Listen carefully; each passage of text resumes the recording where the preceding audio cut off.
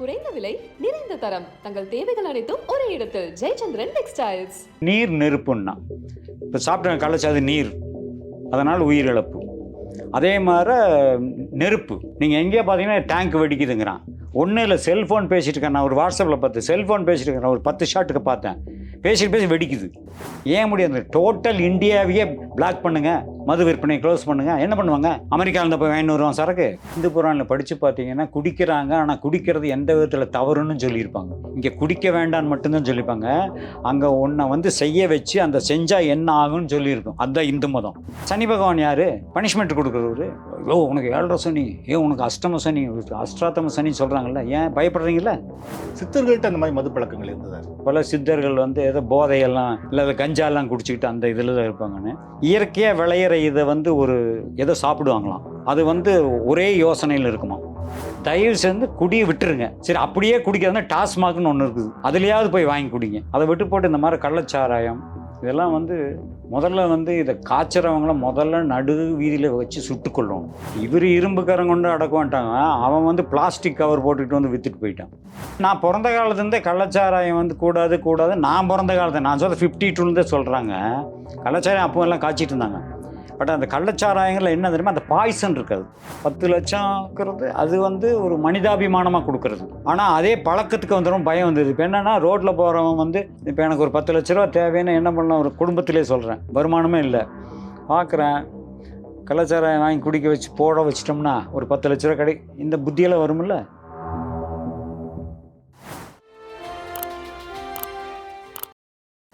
வணக்கம் சார். வணக்கம் சார். நீங்கள் இந்த கள்ளக்குறிச்சியில் அந்த சம்பவத்தை பார்த்துருப்பீங்க. நீங்கள் ஒரு கிட்டத்தட்ட 50க்கும் மேற்பட்டவர்கள் கள்ளச்சாராயம் குடிச்சு இறந்து போயிருக்காங்க. ரொம்ப வருத்தமான ஒரு செய்தி அது. வாவ் தமிழா நேயர்கள் மூலிமா அந்த இறந்த நபர்களுடைய குடும்பத்தாருக்கு எங்கள் சார்பில் ஆழ்ந்த அனுதாபங்களை தெரிவிச்சுக்கிறேன். ரொம்ப வருத்தமான ஒரு விஷயந்தான். அதாவது ஒன்று ஜனங்களுக்கு புரிய மாட்டேங்குது. ஆபத்துங்கிறது வேறு, விபத்து என்பது வேறு. புரிஞ்சுது அவங்களுக்கு? ஆபத்து அப்படிங்கிறது முன்கூட்டியே தகவல் சொல்கிற விஷயம். லெஃப்ட்டு போகாத, ரைட்டு தான் போகணும்னு டிராஃபிக்கில் சொல்கிறாங்கல்ல, இப்படி போனால் ஆபத்து, அதுதானே. இப்போ ஆபத்துங்கிறது முன்னறிவிப்பு. விபத்துங்கிறது அறிவிப்பு இல்லாமல் வர்றது. ஒரு விபத்து நடக்கிறதுக்குண்டானதுக்கும் ஆபத்தான விஷயத்தை ஹேண்டில் பண்ணி அதில் மைனஸ் அது வித்தியாசம் இருக்குது. ஸோ கள்ளக்குறிச்சி என்பது ஒரு ஆபத்தான விஷயம், விபத்து அல்ல அது, அது ஆபத்து. முதல்ல சாராயம் குடிக்கிறதே தவறு. இதில் கள்ளச்சாராயம், விஷ சாராயம் குடிக்கிறது எவ்வளோ பெரிய ஆபத்து பார்த்தீங்களா? ஸோ ஆபத்தை உணர்ந்தே அவர்கள் தவறு செய்திருக்கிறார்கள். இது மன்னிக்க முடியாத குற்றம்தான். இதை நம்ம யாருமே அதுக்கு சப்போர்ட் பண்ணக்கூடாது. இறந்தவர்கள் தான், அவங்கள போய் சேர்ந்துட்டாங்க, அவங்களோட ஆத்மா சாந்தி அடைய நான் ஒத்துக்கிறேன். ஆனால் அவர்கள் செய்தது தவறு தவறு தவறு. ஸோ 200 ரூபாய்க்கு வாங்கி குடிக்கிற ட்ரிங்க்ஸு 50 ரூபாய்க்கு கிடைக்கிற வாங்கிட்டு இப்படி தான் நடக்கும். உங்களுக்கு புரிஞ்சுங்களா? ஏன் ஒரு பொருளை நம்ம ஏன் பார்த்து வாங்குகிறோம்? இது கெட்டு போயிருக்குதா, நல்லா இருக்குன்னு 4 தடவை பார்த்து தானே வாங்குகிறோம். ஆனால் இந்த குடி விஷயத்தில் மட்டும் பாருங்கள், இது நல்லதா கெட்டதான்னு பார்க்குறதே கிடையாது. இந்த குடிக்கிறவங்களுக்கு பூரா சொல்கிறேன், இதை குடித்தா அப்படியே மப்பேரும், அப்படியே தூக்கிடலாம், அப்படி தான் நினைக்கிறாங்களுடைய. அதுலேயும் என்ன மைனஸ் இருக்குது ப்ளஸ் இருக்குன்னு யாரும் பார்க்குறதில்ல. ஸோ நான் உங்கள் சேனல் மூலிமா நான் சொல்லிக்கிறது, தயவு செஞ்சு குடியை விட்டுருங்க. சரி, அப்படியே குடிக்கிறதுனா டாஸ்மாக்னு ஒன்று இருக்குது இல்லையா, அதுலேயாவது போய் வாங்கி குடிங்க. அதை விட்டு போட்டு இந்த மாதிரி கள்ளச்சாராயம் இதெல்லாம் முதல்ல இதை காய்ச்சறவங்கள முதல்ல நடு வீதியில் வச்சு சுட்டுக்கொள்ளணும். என்ன கேட்டால் அதான் சொல்லும். என்ன கேட்டால் அது எத்தனை உயிர், என்ன விளையாட்டா? ஸோ எதுக்குன்னா, ஒரு அரசு இதுக்கு தீவிர முயற்சி பண்ணி மொத்தமாக ஒழிச்சு கட்டணும். அது எந்த அரசாங்கமாக இருந்தாலும் சரி. இப்போ நடைமுறையில் அதுக்குண்டான முயற்சிகள் செய்வாங்க. ஏன்னா இது அப்படியே போய்கிட்டே இருக்குது. ஒருத்தர் ஏதோ ஒரு யூடியூப்பில் ஏதோ ஒரு மெசேஜ் பார்த்தேன், இது மாதிரி நிறைய நடந்திருக்குன்னு. அன்னைக்கு நடந்ததே இன்னைக்கு நடந்ததுன்னு ஏன் சொல்லி காமிக்கிறீங்க? அன்னைக்கு நடந்துருச்சு, ஓகே. நம்ம 6 மனிதர்கள் இனிமேல் நடக்கக்கூடாது தான் பிளான் பண்ணோம். அன்னைக்கெல்லாம் நடந்தது யாரும் கேட்கலன்னா, அன்னைக்கு கேட்கல சரியா, இன்னைக்கு நடக்கக்கூடாதுன்னு சொல்கிறது ஒரு தப்பா? அதை அரசாங்கம் இதுக்கு தீவிர முயற்சி பண்ணி இந்த கள்ளச்சாராயத்தை ஒழிக்கணும். இது டிபார்ட்மெண்ட்டுக்கு களத்தில் இறங்கினா முடிச்சு கட்டலாம், அது இல்லைன்னு சொல்லாது. ஏன் இவ்வளவு இப்படி காய்ச்சறவங்கெல்லாம் தெரிஞ்சும் அறிஞ்சும் விட்டு வைக்கிறாங்களா, இல்லை அவங்க போலீஸ் எல்லாம் கைக்குள்ளே போட்டு வச்சுக்கிட்டு ஏதாவது பண்ணுறாங்களா? ஏன்னா ஒரே கன்ஃபியூஸாக இருக்குது. ஒரு சாராயம் காய்ச்சுறாங்க அப்படின்னா ஒரு ஊருக்குள்ளே நிச்சயமாக ஒரு 10 பேருக்கு தெரியும். நிச்சயமாக தெரியும். அன்றைக்கி பேட்டியிலையும் கூட ஒரு அம்மா சொல்கிறது இந்த எதுக்கு பின்னாடி தான் காய்ச்சுறாங்கன்னு சொல்கிறாங்க. அப்போ தெரிஞ்சிருக்கல்ல. உடனே தகவல் சொல்லி இது வந்து கள்ளச்சாராயம் காய்ச்சுறாங்கன்னு உடனே டிபார்ட்மெண்ட்டில் போய் சொன்னீங்கன்னா உடனே பிடிச்சிட்டு போகணும். அதனால் இதில் நிறைய வில்லங்க பக்கத்திலே அப்படின்னு சொல்கிறாங்க. ரொம்ப கேவலங்க இதெல்லாம். போலீஸ் ஸ்டேஷன் கோர்ட்டு பக்கத்திலே காய்ச்சுறாங்கன்னா அப்புறம் எங்கே இருக்குது சட்டம் ஒழுங்குலாம்? நோ. ஆக இதில் வந்து மறைமுகமான சில டிரான்சாக்ஷன்லாம் இருக்குதுன்னு நான் நினைக்கிறேன். நானல்ல, மக்களே நினைக்க ஆரம்பிச்சிட்டாங்க. ஸோ வந்து என்னை பொறுத்த வரைக்கும் இந்த கள்ளச்சாராயத்தை முதல்ல ஒழிச்சு கட்டணும். சில காவல்துறை அதிகாரிகள் மேல் நடவடிக்கை எடுத்திருக்காங்க, வந்து கலெக்டர் கூட மாற்றிருக்காங்க வந்து. ஸோ இது போதும்னு நினைக்கிறீங்களா, இல்லை அரசியல்வாதிகள் மீது நடவடிக்கை எடுக்கணும்னு நினைக்கிறேன்? இல்லை, எனக்கு தெரிஞ்சு நான் பிறந்த காலத்துலேருந்தே கள்ளச்சாராயம் வந்து கூடாது. நான் பிறந்த காலத்தை நான் சொல்ல 52லேருந்தே சொல்கிறாங்க. கள்ளச்சாராயம் அப்போ எல்லாம் காய்ச்சிட்டு இருந்தாங்க. பட் அந்த கள்ளச்சாராயங்களில் என்ன தெரியுமா, அந்த பாய்சன் இருக்காது. அந்த காலங்களில் ஏதோ பழங்களை எல்லாம் போட்டு ஊற வச்சு அதுலேருந்து சாராயம் காய்ச்சுவாங்க. அது வந்து ஆளெல்லாம் கொள்ளாதுங்கிற அந்த காலத்தை சொல்லுவாங்க. நான் சொல்கிறது ஒரு 62 நான் எல்லாம் கேள்விப்பட்டிருக்கேன். பட் இப்போ வந்து என்னென்னா அந்த மாதிரி பண்ணுறதுக்கு டைம் எடுக்குதுன்னு சொல்லிட்டு இந்த மாதிரி எத்தனால் ஏதோ கெமிக்கல்லாம் மிக்ஸ் பண்ணி அதையெல்லாம் பண்ண அப்புறம் அது பாய்சன் தானே. அதனால் என்ன டோட்டலாக கள்ளத்தனமான இந்த சாராயம் காய்ச்சறது இது வந்து அறவே ஒழிக்கணும். அது இப்போ உங்களுக்கு மது வந்து கட்டுப்படுத்த முடியாதுங்கிறதுனால தான் உங்களுக்கு மது விலக்கு இல்லாமல் அரசே வந்து டாஸ்மாக் நடத்துது. ஆனாலும் இப்படி வந்து கள்ளச்சாராயம் இருக்குது, ஏன் ஒழிக்க முடியலன்னு நினைக்கிறீங்க? அரசு பல நடவடிக்கைகள் எடுக்குது, ஆனாலும் அதை முடிக்க முடியாமல் இருக்குது. இல்லைங்க, நான் என்ன நினைக்கிறேன், அதாவது என்ன அறிவு கேட்டேன்னு நான் சொல்கிறேன். 67 வரைக்கும் தமிழ்நாட்டில் கிடையாது. ப்ரொஹிபிஷன் பீரியடு தானே, நம்ம கிடையாது. தமிழ்நாட்டில் இருக்கிற ஒருத்தன் வந்து ட்ரிங்க்ஸ் சாப்பிடணும், ஒன்றும் பாண்டிச்சேரிக்கு போவான், கேரளாவுக்கு அந்த பக்கம் கேரளா போவான், இந்த பக்கம் ஆந்திராவுக்கு போவான், அந்த மைசூர் போவான். தமிழ்நாட்டில் கிடையாது. 69லேயோ 68க்கு அப்புறம் தான் இது ஆரம்பிச்சது. புரிஞ்சுங்களா? அதனுடைய வருமானம் என்பது நல்லா இருக்குதுங்கிறதுக்காக வர்ற அரசு போகாமல் அது ஒழிக்காமே விட்டாங்க. இதில் கிடைக்கும் வருமானம் அது பெரிய வருமானம். அதை இழக்கிறதுக்கு கவர்மெண்ட்டு, எந்த கவர்மெண்ட்டாக இருந்தாலும் அதுக்கு தயக்கம். ஏன்னா ஒரு பெரிய இழப்பல்ல வருமானம். ரெண்டாவது எப்படி தெரியுமா, பழக்கி விட்டாங்க. 1968க்கு அப்புறம் பழக்கி விட்டாங்க. பழக்கினது நீங்கள் எப்படி நிறுத்துவீங்க? இப்போ இங்கே விட்டீங்கன்னா இங்கே குடிக்கிறவன் பூரா எல்லா காசையும் கொண்டு போய் நம்ம தமிழ்நாடு சுற்றிலும் 3 ஸ்டேட்டு கொடுத்துட்டு வந்துடும். எப்படி? அங்கே நிதி வந்து உயர்ந்துடும். ஸோ அந்த நிதியை கட்டுப்படுறதுக்கு என்னமோ இது க்ளோஸ் பண்ணாமல் இருக்காங்க. இதில் இன்னொன்று நடக்கும். இப்போ இங்கே நிறுத்தினீங்கன்னா கடத்தல் அதிகமாயிரும். அந்த எல்லா ஸ்டேட்லேருந்து கடத்திட்டு வந்து 1க்கு 10 மடங்காக விலைக்கு விற்கிறதெல்லாம் நடக்கும். ஸோ மனிதனாக திருந்தினால் மட்டும்தான் இதையெல்லாம் ஒழிக்க முடியும். ஒரு அரசாங்கமே நினச்ச முடியாது. எல்லா மனிதர்களும் சேர்ந்து மைண்டில் இனிமேல் நம்ம குடிக்கக்கூடாதுன்னு ஒரு முடிவுக்கு வந்துட்டா நாடு நல்லா இருக்கும். சார், இப்போ வந்து டாஸ்மாக் கடைகளில் வந்து அதிக விலை இருக்குது, அப்புறம் அது போக டிப்ஸ் எக்ஸ்ட்ரா 10 ரூபா கொடுக்க வேண்டியது இருக்குது. அதனால தான் வந்து அங்கே போகாமல் இங்கே மலிவு விலையில் கிடைக்கிறதுனால இதை வாங்குறாங்க அப்படின்னு சொல்கிறாங்க வந்து. ஸோ மலிவு விலை சாராயம் அல்லனா கல், இப்போ ரொம்ப காலமாக விவசாயிகள் கல் அனுமதிக்கணும்னு கேட்டுகிட்டே இருக்காங்க. ஸோ ஆனால் அதை அனுமதிக்கிறது இதுக்கு ஒரு தீர்வாக இருக்கும்னு நினைக்கிறீங்களா? சார், இதான் இந்த போதை பழக்கங்கிறதுனால தான் அதிகமான நாட்டில், நாட் ஒன்லி தமிழ்நாடு, அதிகமான ஸ்டேட்டுகளில் இந்த போதை பழக்கத்தினால தான் நிறைய கொலை, கொள்ளை, ரோட்டில் போகிற பொம்பளை கழுத்து தாலி பிச்சுட்டு போகிறதுக்கு இதெல்லாம் காரணம் என்ன தெரியுங்களா? போதைக்கு அடிமையாகி அது அவனுக்கு கிடைக்கிறதுக்காக செய்கிற வேலை தான் கொள்ளையடிக்கிறதும் கொலை பண்ணுறதும். ஆக ஒரு போதையினால் கொலையும் கொள்ளையும் அதிகமாகிட்டே வருது நாட்டில். ஸோ இந்த போதையை ஒழிச்சு கட்டுனாவா அது நடக்காது. இதுதான் உண்மை, தத்துவமே அதுதான். இல்லாதவன் என்ன பண்ணுவான்? திருடியாவது போய் இதை குடிக்கணும்னு நினைப்பான். அவனுக்கு குடிச்சுதான் ஆகணும். திருடுறது தப்பாக தெரியாது அவனுக்கு குடிக்கிறது மட்டுமே உள்நோக்கமாக இருக்கும். அவன் அதெல்லாம் செய்வான். ஸோ செஞ்சதுக்கப்புறம் ஃபீல் பண்ணி பிரயோஜனம் இல்லை. ஸோ வந்து இந்த போதை அப்படிங்கிறத மொத்தமாக ஒழிச்சு கட்டிட்டா நாட்டில் கொள்ளையெல்லாம் இருக்காது. ஆனால் என்ன சொல்கிறாங்கன்னா சார், அது முடியாது அப்படின்னு சொல்கிறாங்களா? அது எப்படி பார்க்குறீங்க? இல்லை, மனிதன் அதிகாலத்துலேருந்தே குடிச்சுக்கிட்டு இருக்காங்க. அது சொல்லாதீங்க. நினைத்தால் எதுவுமே சாதிக்கலாம், அதுதான் மனிதனால் முடியும்னு வாய்களே எல்லாரும் பேசுகிறாங்களா? மீட்டிங் போட்டு பேசுகிறாங்களே.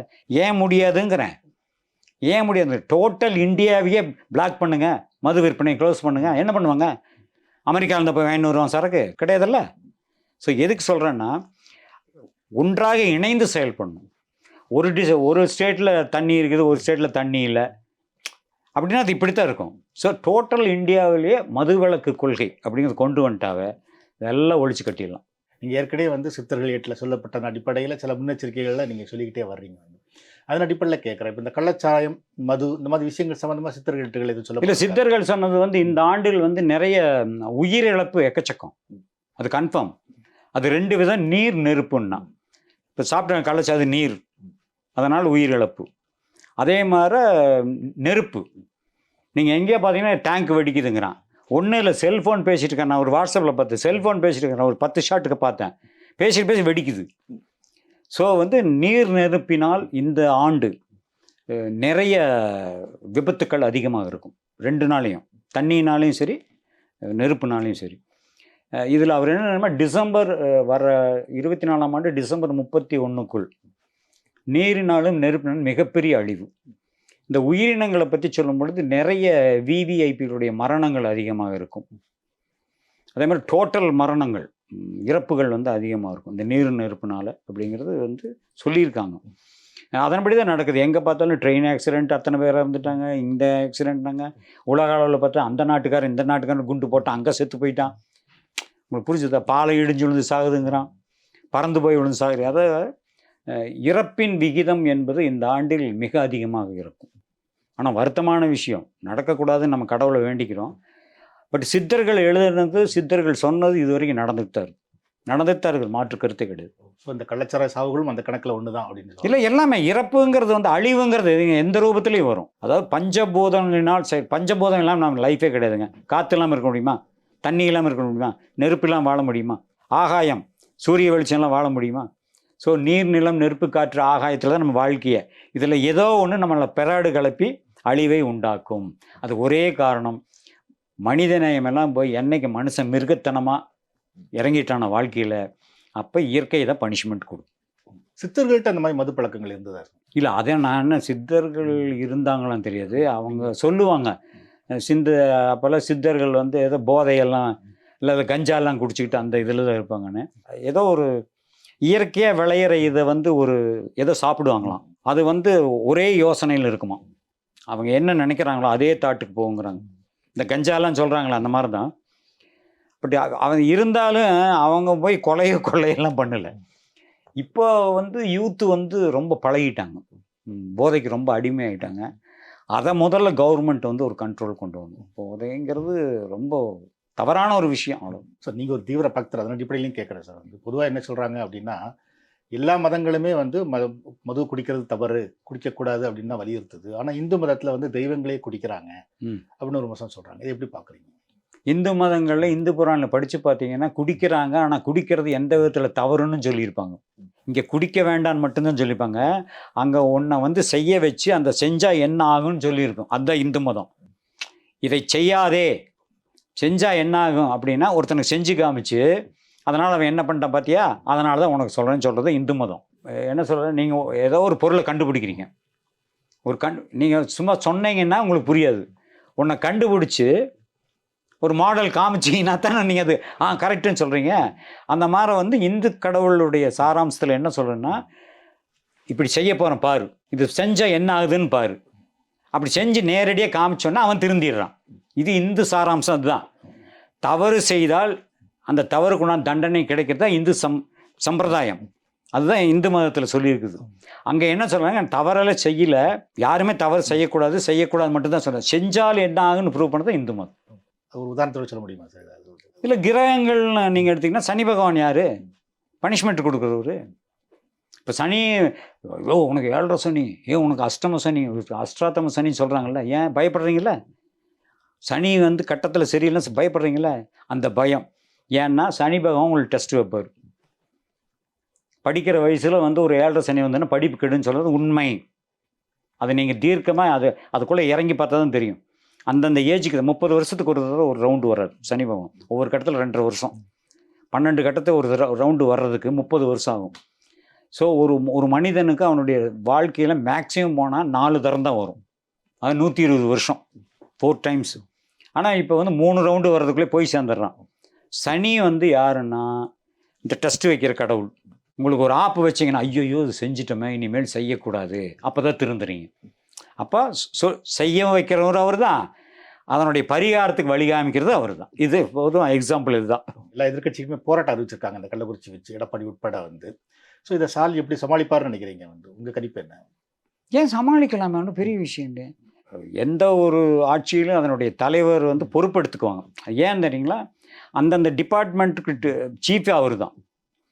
ஸோ அந்த டிபார்ட்மெண்ட்டுகளை இவர் வந்து ரொம்ப கண்டிஷனாக கொண்டு போகணும். ஒரு போலீஸுக்கு சொல்லணும், ஏய் எங்கேயாவது காய்ச்சினதை உடனே பிடிக்கல, உன்னை காலி பண்ணிடணும், ஒரு மிரட்டல் இருக்கணும்.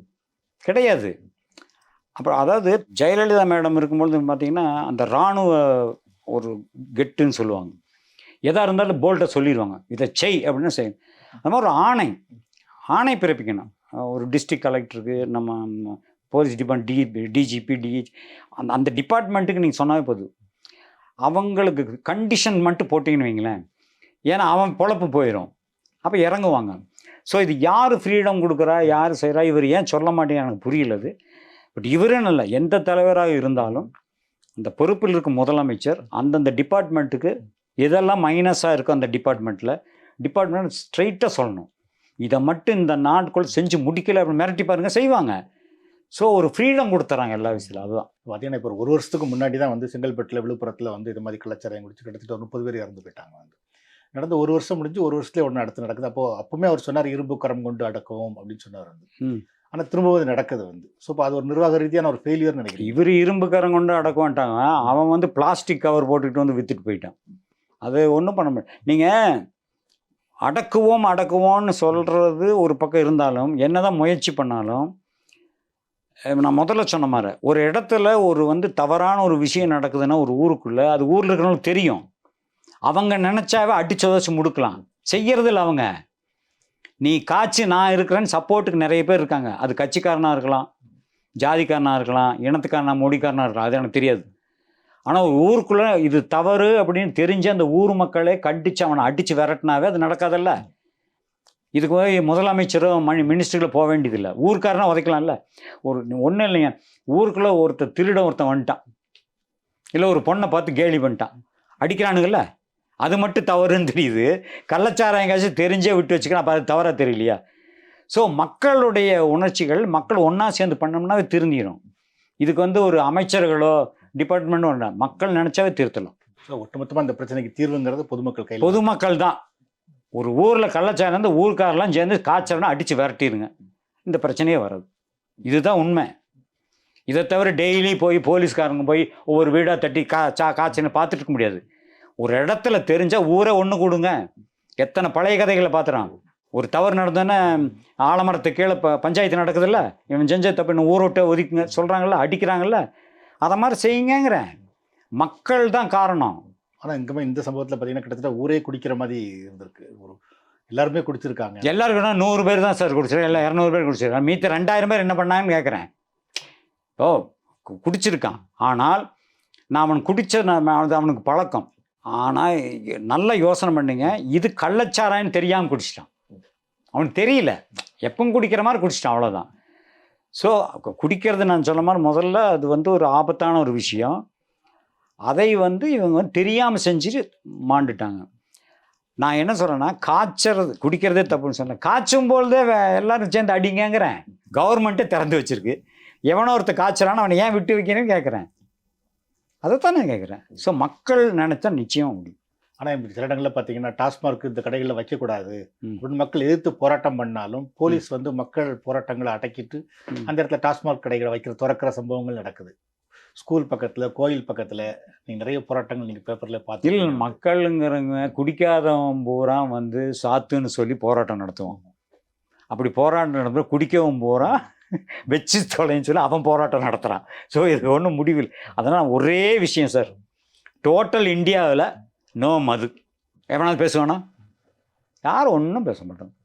பதவி போனாலும் பரவாயில்ல, அது பிரைம் மினிஸ்டர் ஆகட்டும், சீஃப் மினிஸ்டர் ஆகட்டும், கவர்னர் ஆகட்டும், ஜனாதிபதி ஆகட்டும், நம்ம பதவியே போனாலும் பரவாயில்ல, டோட்டல் இந்தியாவில் இனிமேல் மது கிடையாது. சொல்லி பாருங்க. எத்தனை நாள் இப்போ போவானா? ஒவ்வொருத்தனும் என்ன கள்ளத்தோணி ஏறிட்டு இலங்கைக்கும் அமெரிக்காவுக்கும் போய் குடிச்சிட்டு வருவான்? போக மாட்டான். பழக்கத்தை கொண்டு வரணும் சார். நீங்கள் ஒரு பொருளே கிடைக்கலன்னு பேசாமல் இருப்பீங்க. இங்கே கிடைக்கலன்னு இன்னொரு பக்கம் கிடைக்கும் போது அது மறக்க மாட்டாங்க, அது அங்கே போய் தேடித்தான் போவோம். ஸோ பொருளை மொத்தமாக முடக்கிடுங்க, சரியா போயிடும்.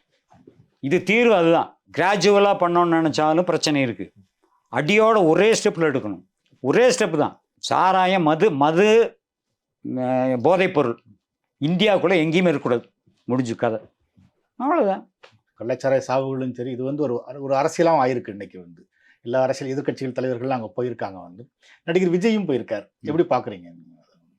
அது கட்சி ஆரம்பிச்சிட்டார்ல, அப்புறம் என்ன இவர் வரலம்பாங்க.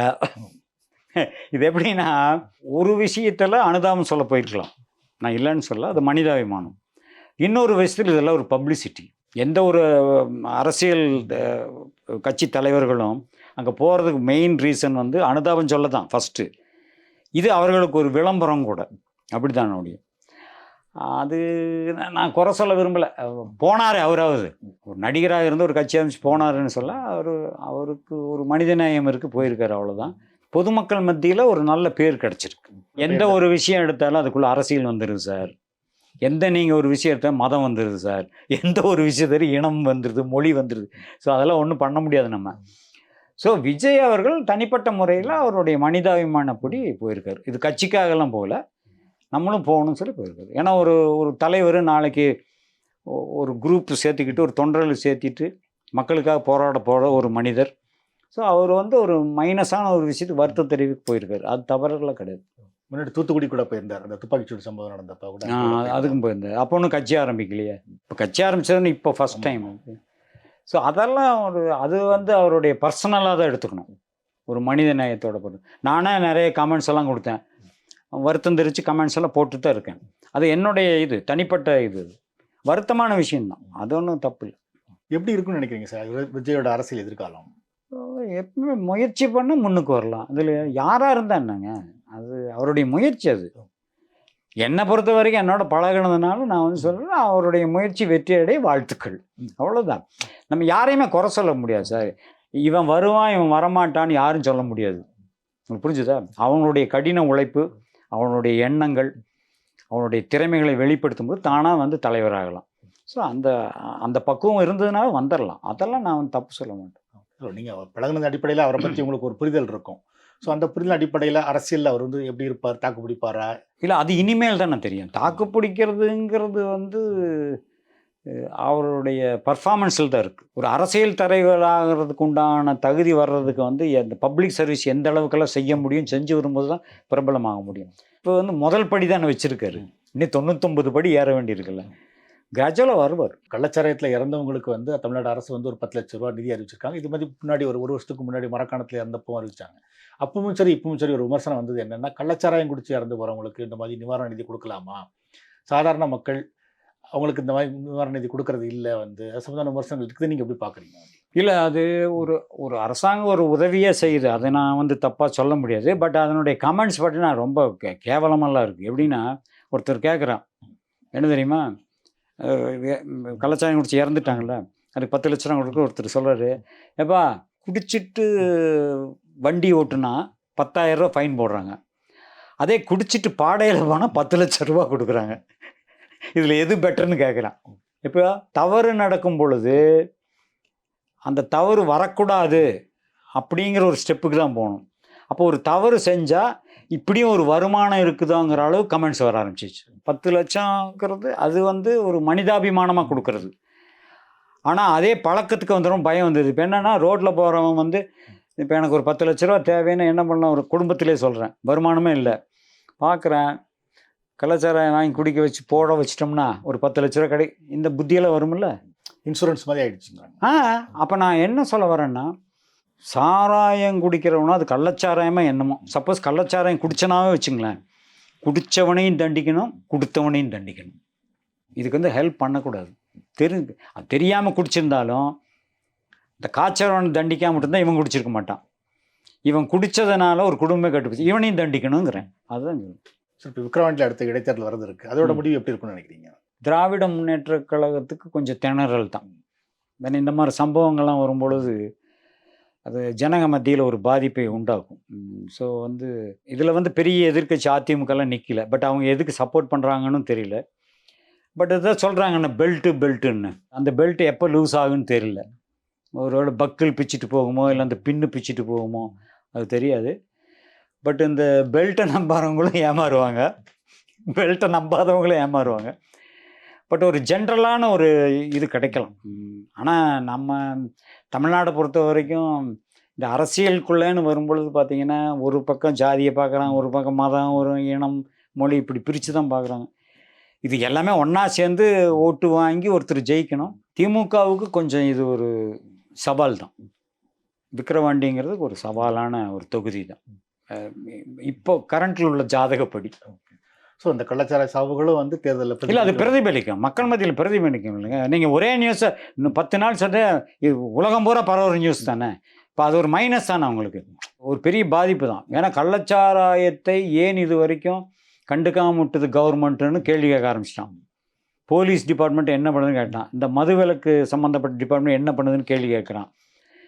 அப்புறம் இதையெல்லாம் வளர்த்தி விட்டது யார், இந்த மாதிரி கேள்விகள் அதிகமாச்சு. இப்போ எல்லா காதுகளுக்கு போகும்போது ஒரு ஆட்சியின் மீது ஒரு வெறுப்பு வரும். அந்த எப்பவுமே ஒரு வெறுப்பின் பிரதிபலிப்பு தான் எலெக்ஷனோட ரிசல்ட்டு. இது அவங்களுக்கு வந்து திமுகவுக்கு வந்து ஒரு மைனஸ் தான் எலெக்ஷனை பொறுத்த வரைக்கும். தமிழ்நாட்டில் அரசியல் அப்படின்னா 2 திராவிட கட்சிகள் தான், திமுக அதிமுக அப்படிங்கிறது.